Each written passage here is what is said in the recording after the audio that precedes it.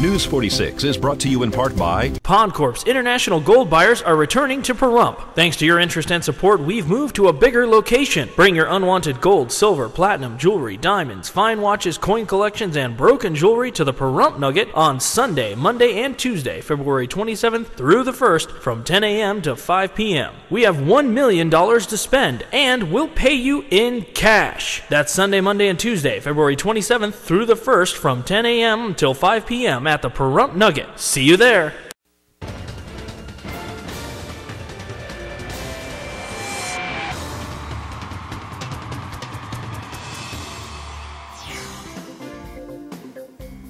Pahrump's #1 media source for local news, weather, and sports. Good evening. It's Tuesday, February 22nd, 2011. I'm Rhonda Van Winkle. And I'm Janet Arrett for News 46. Nye County Sheriff's Office is still attempting to locate David Taylor, the last suspect of 3 wanted for attempted murder. We have this report. The Nye County Sheriff's Office has issued a press release and has also given updated information. The Nye County Sheriff's Office previously released information about an incident on February 11th, during which 3 male individuals were involved in an attack upon a vehicle which was traveling on Highway 372 near Red Butte Street. One of the suspects allegedly threw a large rock into the path of an oncoming vehicle, which struck and penetrated the vehicle's windshield. A 20-year-old passenger was severely injured as a result and subsequently transported by Mercier to University Medical Center in Las Vegas. She was listed in critical condition. The victim is identified as Stacy Ann Johnson of Pahrump. 2 suspects, Timothy Hanahan and Kevin Hanna, were subsequently located and arrested by the Nye County Sheriff's Office. The 3rd suspect, David Neal Taylor, has not been located. Detectives are following up on several leads and are asking with help of anyone who knows the whereabouts of David Taylor. Anyone with information pertaining to this case are urged to contact the Nye County Sheriff's Office at 751-7000. Attention, Detective Mike Eisenloffel. This is Deanne O'Donnell for News 46. Vendors, performers, and crowds gathered for Pahrump's first annual Black History Month celebration. Deanne O'Donnell reports. February is Black History Month. We're going to speak to Marvin Caperton about the event down here at the Pahrump Nugget. Well, we're celebrating Black History Month for the first time here in Pahrump at one of the major casinos.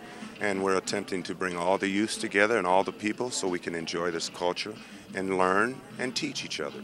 What do we have going on the main stage over here? We have some performers? Absolutely. We've got some children from the local area doing performances.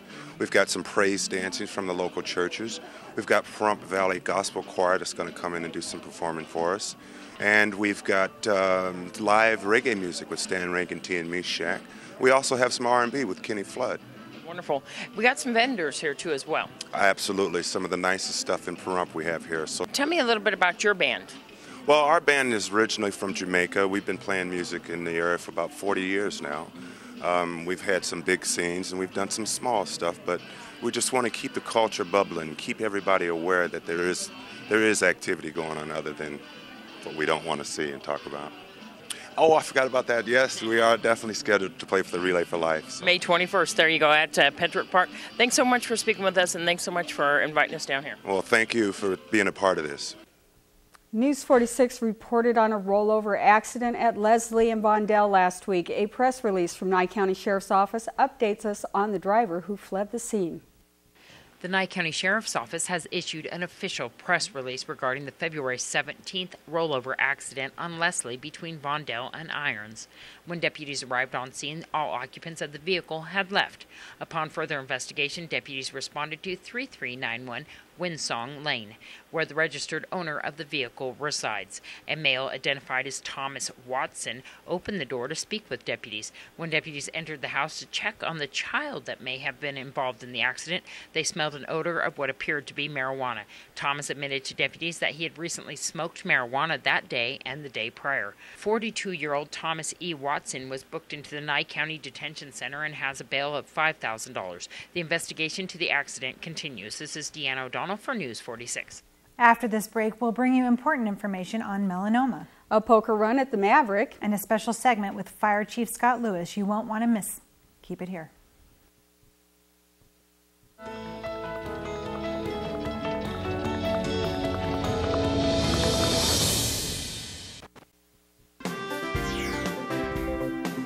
News 46 is brought to you by Affiliated Chiropractic and Physical Therapy, specializing in comprehensive accident rehabilitation. Our goal is to create the individual treatment plan that will restore your health and end pain. Come in for your free consultation. Call 775-727-8900. Welcome back. Downtown, Michael Brown suffered a huge loss when his 31-year-old wife, Amanda, succumbed to melanoma. As a result, he started the Amanda Faye Brown Foundation and also what is now the Southern Nevada chapter of Melanoma Education Foundation. What we do is we just go out and teach middle and high school kids and give them the information that they need to save their lives from skin cancer. And it's that simple, but that important too. It really is important. We'll talk about your beloved wife, Amanda Faye Brown, who unfortunately passed away from melanoma. Yeah, she did. She passed away here in Pahrump, and one of her last messages were to spread the word about melanoma and the dangers of the sun and tanning beds, and that's my goal, and one of my goals in my life now is to make sure I do that for her and save lives along the way. You know, what better can be, you know. So she was so young. How old? She was 31. Yeah. And you just recently went to Rosemary Clark Middle School. What did you do there? It was fantastic.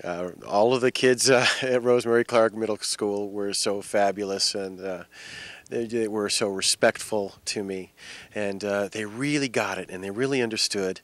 And I know that school is going to most of those kids, they're going to know what to do to save their life or someone else that they love, and that's the whole point.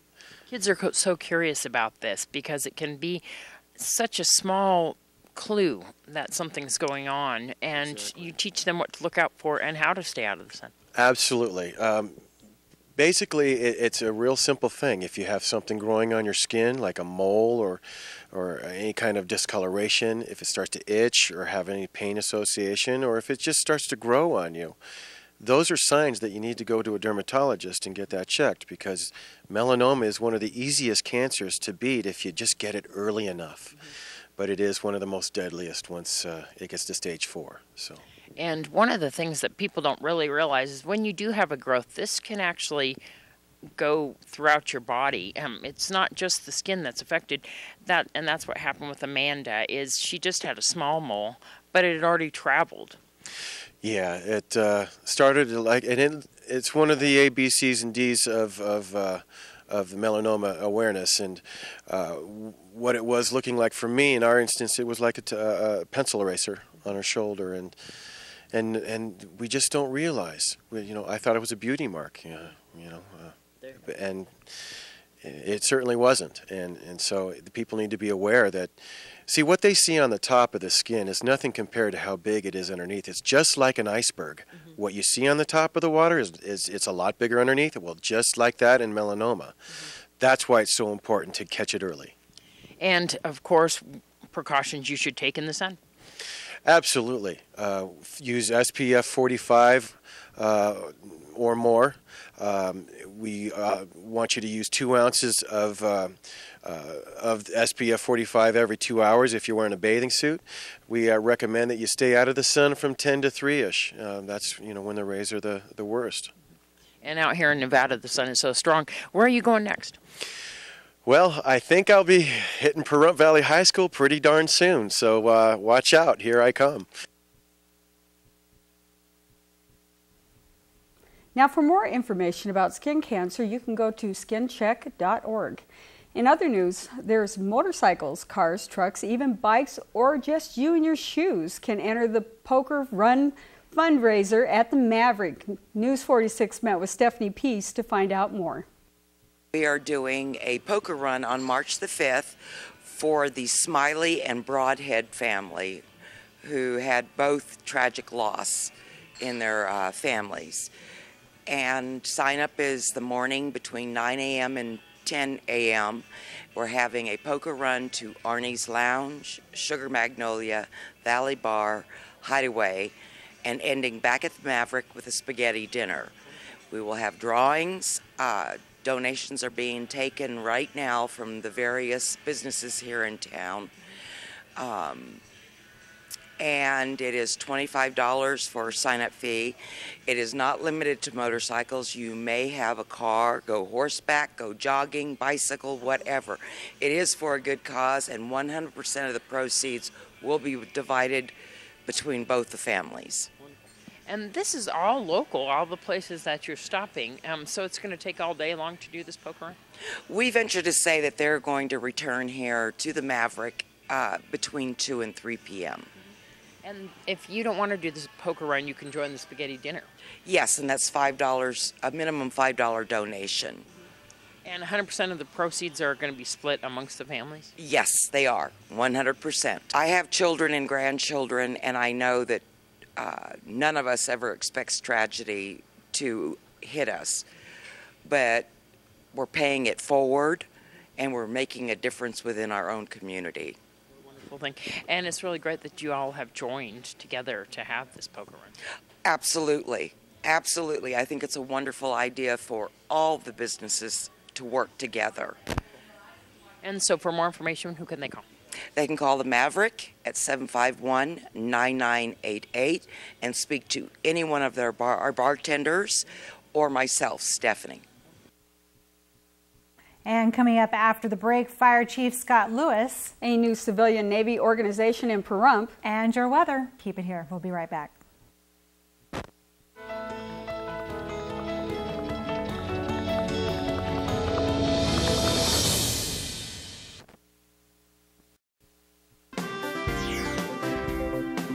News 46 is brought to you by Affiliated Chiropractic and Physical Therapy, specializing in comprehensive accident rehabilitation. Our goal is to create the individual treatment plan that will restore your health and end pain. Come in for your free consultation. Call 775-727-8900. Welcome back to News 46. A civilian organization of the Navy League is forming for the first time in Pahrump. Bob Pilkington from Homeland Heroes invites the public to this weekend's event. We're starting a Navy League here in Pahrump, and the great thing about being in the Navy League is you don't have to have any prior military service, or you don't have to have just been in the Navy. You just have to be an American who supports our, basically our sea cadets, our military at sea. This is the first time here in Pahrump? Yes. Tell me what we're going to be doing on Saturday. We're going to meet at the Elks, which is, I believe, 2300 East Basin. It's up past DMV. We're going to meet at noon on the 26th, which is Saturday. And then we're going to have Admiral Holmes from the United States Navy come in and be one of our speakers. Wonderful.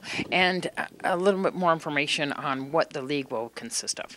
The Navy League is like a fraternal organization. It deals with getting together and just honoring our military and having speakers and getting educated and trying to educate the public and working with our military to try to make sure that our military stays informed about what we're doing as civilians and what the military is doing so we can learn that as civilians. We have the Marine Corps League here in Pahrump, right? Do we have any others? We have the VFW, the American Legion, the Disabled American Vets, the Marine Corps League. They don't have a Vietnam Vets group here, but I think they're trying to get one. And we're having this one, the Navy League. So the general public is invited to this event on Saturday? Absolutely. It's at noon. Just come in, looking to have a good time and meet an admiral, and we'll have a lot of fun. That's quite a thing to meet an admiral. Yeah, they don't. You don't get to meet those guys very often. It's like they're almost more sparse than the Medal of Honor recipients in Pahrump. Thank you so much. For more information, where can they call? They can call me at 513-8628, and that's area code 775. Thank you. Now, Fire Chief Scott Lewis has vowed that the 4 lives lost in the structure fire on Prospector February 9th will not be in vain. News 46 sat down with the fire chief for an information series of upcoming interviews. This at the request of many of our viewers. If you're in the middle of the fire, it's imperative to make sure everybody's out, but simultaneously a call needs to be placed to 911 to get the system rolling. As long as you continue to try and extinguish a fire and that call is not made, that's called delayed notification. And with that, it creates a timeline. And we're extending that timeline for the appropriate resources to get there and mitigate whatever the emergency is. If it's a brush fire outside, every minute you waste trying to put that fire out yourself without notifying the fire department, that fire grows in size. So it's extremely important 911 immediately, make sure everyone's safely out of the area and stays away out of the area. I can't tell you the challenges that we've faced since I've been in this town, whereas people are trying to fight the fires themselves. And then that is always where the majority of injuries occur. And it's just an unsafe practice. We understand about trying to protect property. We really, truly understand that and embrace that. But there's the other aspect of safety. And as long as you're in a safe area, then you're ensuring your own safety. But if you're putting yourself right in the thick of the business or the hazard, then you're taking those unnecessary risks. And we'll have more tomorrow night with that Fire Chief Scott Lewis. Yeah, that's going to be a good series for us to show, I think. Yeah. Very apropos.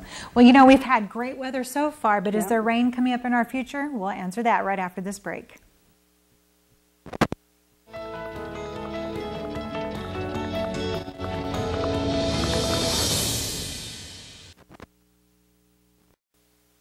News 46 Weather is brought to you by your local dairy farmers. Dairy products are very important in maintaining a healthy body. For more information, you can visit their website at nevadadairycouncil.org. Welcome back to News 46. Today, it was a high of 55, but it sure seemed cold to me. What about you, Janet? I thought it was a little cool. Winds were out of the south-southeast at 6 miles per hour, which is a nice break in the wind. The barometer was 30.02 and falling. Sunrise at 6:23 a.m. with the record high of 80 degrees way back in 1982. Okay, and this is what we're looking at tonight. A low of 32 degrees with partly cloudy conditions. Winds out of the east-northeast at 5 miles per hour. Sunset is 5:22 p.m. and our record was a 19-degree low in 1994. That's the same year I moved here. Yeah, not that long ago. No. Our 7-day forecast, Wednesday through Friday, you can see it's just partly cloudy, actually mostly sunny. We want to be on the bright side, right? Right. With highs in the low 60s and then the lows at 33, 35, and 35. And Saturday, it says a 30% chance of rain. However, that has increased now to a 40% chance of rain on Saturday and also on Sunday. But Monday and Tuesday will be looking good. Okay, now News 46 received a report that there's a mountain lion killing chickens in the area of Hardy and Murphy Road. Residents have reported that there is evidence of 4-inch mama and 3-inch cub tracks all over the yard, along with their missing group of chickens. After following up with Nye County Animal Control Supervisor Tim McCarty today, he stated that the bobcat has been located, trapped, and relocated. Please report any activity to the local animal control officers. I know that sounds a little funny, but it really isn't. When you lose your chickens, which we've lost chickens before, I think we've lost, 3 different sets of chickens out here. 3-inch cub tracks, that's a pretty big cub already, right. too. So, but they did say they think it's a bobcat. So make sure you're aware of your surroundings, especially in the evening, and make sure that your chickens are protected. Make sure they're locked up safely. Somebody that thinks about, no, it was coyotes, got their dog, their small dog in the evening. So you have to be careful of coyotes also. Yeah, Yes. we have a lot of wildlife in the desert. Yes, and also Julie Hargis wanted to make sure that we sent out a thank you to the Castaways Car Club for showing cars at the Car Studio fundraiser that took place last weekend, and it was a huge success for the victims of the fires. So it's great. All the community has really turned out to do these fundraisers and actually shown up at them and participated. So it's just wonderful. The fundraisers and even the funerals and memorials themselves, the public has been very, very supportive. Good job, everyone. Sad, very sad occasion, but the community really did come together well, I think. So, well, that does it for this edition of News 46. I'm Rhonda Van Winkle. And I'm Janet Arrett. From everyone here on the Hill at KPVM, we wish you a safe evening, and we'll see you here again tomorrow night. Until then, good night, Pahrump.